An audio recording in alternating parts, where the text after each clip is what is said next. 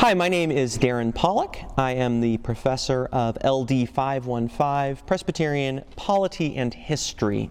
If you have been connected with Fuller for a few years, you may notice that the title of the course has changed from the last time it was offered. It used to be Presbyterian Polity, History, and Leadership, which was a lot to try to cram into a quick 10-week quarter.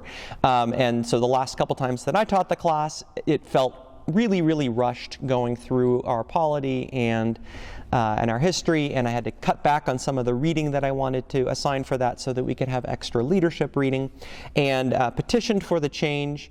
And so we will be focusing just on Presbyterian polity and history. We'd still love to have a full 10 weeks for each of those, but it'll be a little bit better and a broader focus on each of those than we've been able to do in the last couple offerings of this class. Now, that doesn't mean that the class does not have anything to do with pastoral leadership. There will be a strong emphasis on putting polity and history into practice. How do we apply our polity? How do we draw out the contemporary relevance of our history? And in doing that, we exercise pastoral leadership. So there will be an element of that, but it won't be through the discipline of leadership studies. For example, the signature assignment of the term is used to be called the leadership paper. And it's a synthesis of everything that you've learned, or a lot of things that you've learned, and then applying it to a particular current situation that you will decide upon in a few weeks. I have retitled that assignment the Pastoral Application of Polity paper. And so the focus will be less on what are the specific leadership skills that you draw onto this, and more on how can we address this complicated situation following our polity, but in a way that still brings out the pastoral leadership that you have and are developing through your studies here. So history and polity, how are those related besides both being Presbyterian in this class? Polity is one of the ways that history comes into the present, that the past of our tradition comes into the present, because our polity is partly structured on foundational principles drawn from Scripture, drawn from our theological heritage, and we'll start out looking at those principles. But then a lot of the specific ways that those principles are put into practice in the life of the church draws on our history, draws on the gathered wisdom of the ages in order to establish a helpful polity on the details of how we govern the church. If you've read that little Start Here page on the course website on Canvas, you will have read my little anecdote about my beginning my own seminary journey at Princeton Seminary in September of 2001. And if you're a history buff, you might know something else big that happened in September of 2001. I was in Ohio, driving east to start my seminary experience in New Jersey on 9/11, and delayed my drive about a day, but I moved into the dorms, I think 3 days after 9/11. And as I was driving that last little stretch into New York and New Jersey, all of the signs on the highway were saying, like, don't come this way, turn back, this is not where you want to be. And I had to wonder, are there multiple meanings in that? Is this a warning against, like, you don't want to be going to seminary? Maybe some of you have had moments like that. But when I got there, we started school a couple days later, and the whole faculty was wrestling with and trying to figure out, how do we start a school year in the midst of utter chaos. And so they sort of hastily threw together a theme drawn from the book of Esther for such a time as this. And our situation now is not exactly what it was in September of 2001. But whether you are just beginning your seminary journey or whether you have been going at this for 10 years, I think that concept, that theme of for such a time as this, still applies in the chaos of our world today. We are still dealing with the effects and aftermath of the COVID pandemic, especially in our churches. A lot of our churches have not regained a lot of the members that we lost during that period, and we're still trying to think, how do we keep our people, especially our more vulnerable and maybe older members, safe while we are fostering fellowship and being together as well. There is a rise of authoritarian leaders all around the world.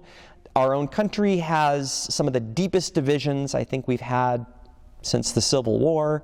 The Russians might be putting nuclear weapons in space. There are wars and rumors of wars. We are living in a time of a lot of chaos. And in times like that, where there is a lot of chaos, you might think, is this really the time to study polity? You might think in chaos, well, this is the time to take crisis counseling classes, or this is the time to study a theological class about eschatology, or a biblical studies class on the book of Daniel or the book of Revelation. And all of those things would be wonderful and appropriate and fitting for such a time as this.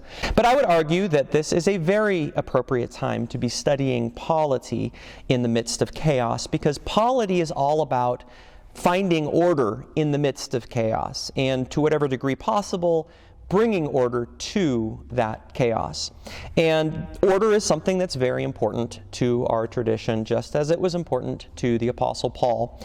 And so studying polity in the midst of chaos, studying history in the midst of chaos. Both polity and history draw on the wisdom of the ages. History gives us perspective on the present moment. So if you're taking this class just because your presbytery is making you, and you looked at the title and you thought, oh great, Presbyterian, polity, and history. Polity and history, rules and dates. This is going to be so dead and dull.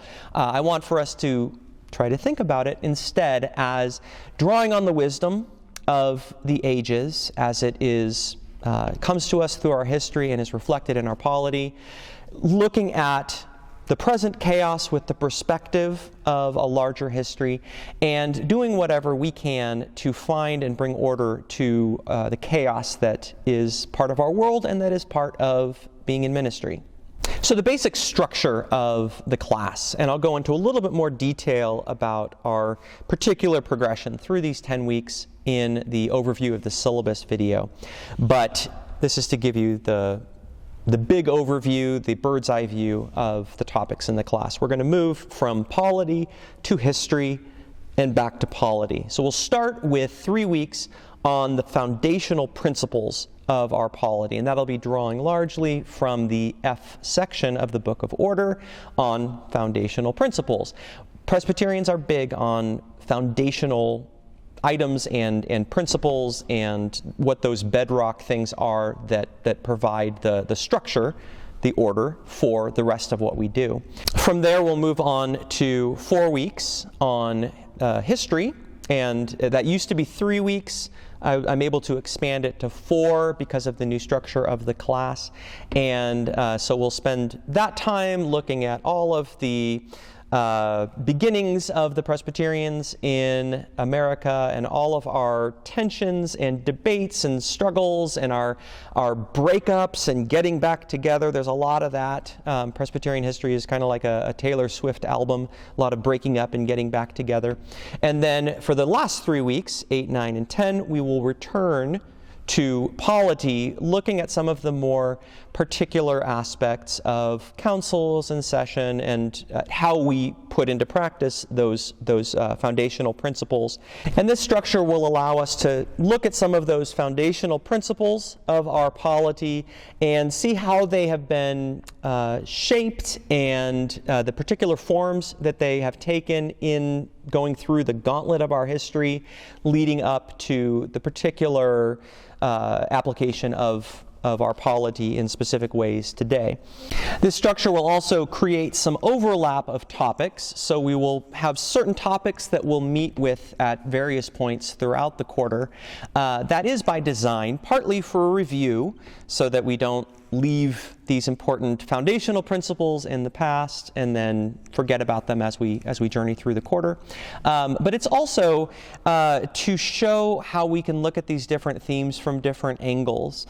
So for instance, freedom of conscience, looking at that as an abstract concept and the theological aspects of that, looking at ways that that has played out in our history, and then looking at how does that function in day-to-day decisions that we have in the church now. I also like having some overlap of concepts because the real decisions that we make in the practice of ministry are not isolated disciplines where, well, this decision is based on polity, this one's based on theology, this one's based on history. And so there's this nexus of influences in all of the decisions that we make in church. And this overlap and this cycling back to some similar themes throughout the term will build in an element of interdisciplinary discussion that reflects the way that real decisions are made in the practice of ministry, as opposed to academia, which can sometimes become a little bit segmented, one discipline to another. I will be using a mix of some older lectures with some newer lectures. I was thinking at one point that I wanted to refilm all of the old videos, but then as I was taking notes on some of them to prepare to refilm them, I realized that I was basically just going to be rehashing the same content, maybe with a little bit better lighting, but it didn't seem like the best use of time, especially when there are a handful of new videos that I'm going to be filming, some new lectures in expanding the class. So I am choosing content over style in that regard, and there will be some of the old lectures that I'll refilm, probably some of the history ones as we expand, so I can go in a little bit more detail than I was able to in previous iterations of the class. This also frees up a little bit more time for me to give timely feedback on your assignments and within the discussion board, so that I'm not refilming an old video during time when I could be giving you more timely feedback. One of the things, however, is that you might notice a comment here or a comment there that sounds out of place. For instance, if it's a video that I shot in 2020 in March, I might make a comment like, so this corona flu, what's up with that? And you'll be like, where has this guy been? I'll try to put some little captions if there's something that requires explanation, but 98% of the content will be exactly the same way that I would have presented it now. So just to be ready for that. My major goals, major aims, major hopes for the class, of course, on the syllabus, you have the learning outcomes, and those are all important and valid, and we will be focusing on those. But I want to highlight a couple things that I will be hoping for you in the course of this class, and what my goals are in teaching the class. The first one, just very practical, utilitarian. This part of this class is to prepare you for the PCUSA polity exam. And so I want to make sure that you have all of the tools to take that exam successfully. And to that end, we will be taking, I used to have 2 full exams. I'm cutting that back just a little bit. You'll be taking 1 2/3 full exams. So early in the term, you will be taking 2/3 of an exam, so 2 of the 3 questions. I think that will be enough to get you having the feel of what it's like to write the exam, and then I can focus in on the comments that I give you for that, and then near the end of the term, or right at the end of the term, your final exam will be a full exam. And that will give you a good amount of practice to feel comfortable taking the exam, so that when you take it for real, you will feel very comfortable and confident taking that exam, and with pacing yourself and making sure that you address all of the things that are asked for, and so forth. Some of you are probably not PCUSA, I would imagine. In teaching the class in the past, we usually have a handful of ECO or other folks, sometimes people that are just curious about what Presbyterians are. And I think that certainly the class as a whole, but I think even the exam preparation portion will be of use to you, because there's still that emphasis on putting polity into practice, and looking at situations that we encounter in any church, and looking how we put a particular polity and address that situation. So even if you are in a church where your polity is still Presbyterian maybe, but slightly different than PCUSA, I think that there is still value in taking a PCUSA specific ordination exam. And then the second goal that I want to highlight is what I mentioned at the beginning, and this is also part of the exam. This is generally part 2 of most of the exam questions of applying. First, part 1 is usually like, do you know the polity? Part 2, can you apply the polity? And so the pastoral application of polity, and then together with that, the contemporary relevance of the perspective gained from studying history. Making those connections is important, and something we'll focus on in the class.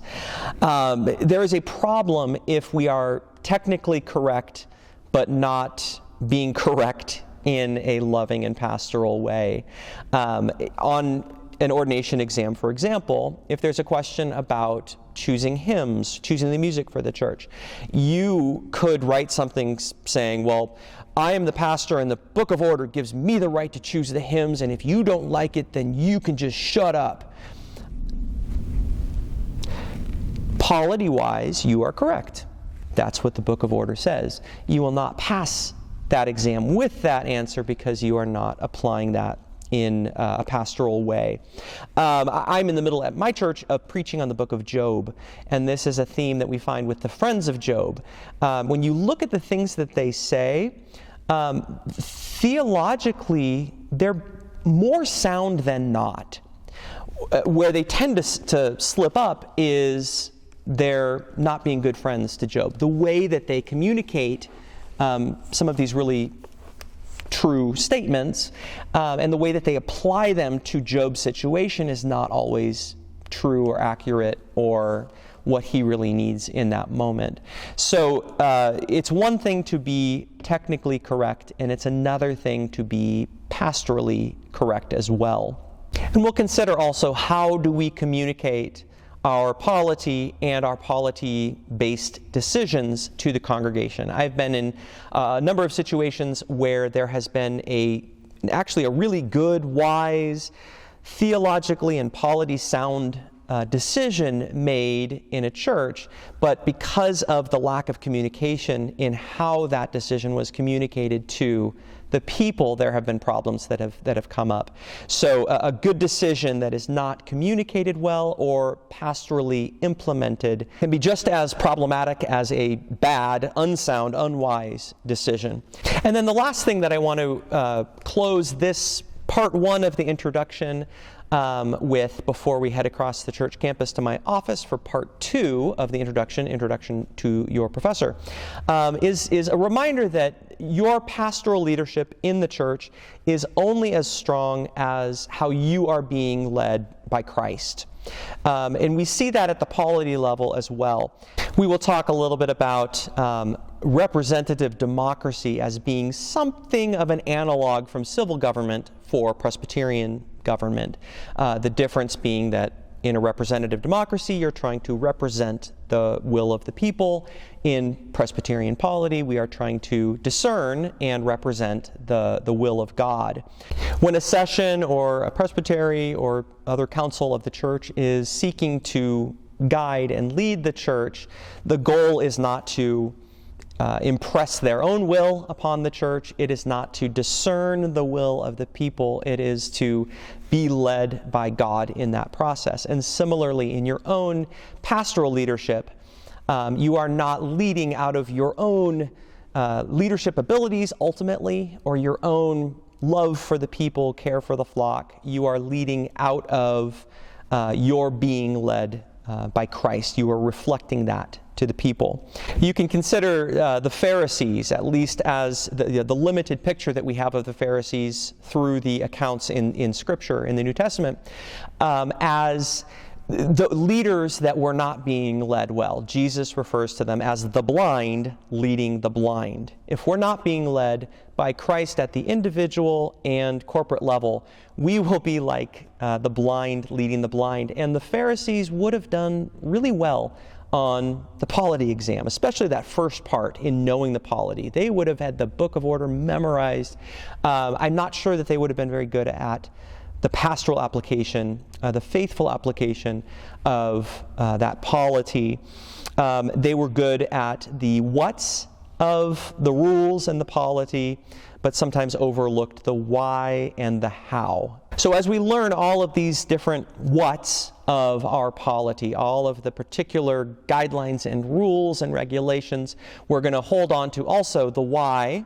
Why are these whats here, the foundational principles, and the how. How do we put these into practice in a pastoral and loving and faithful way? Polity is not an end in and of itself, and it can sort of feel that way, especially when it's on your side.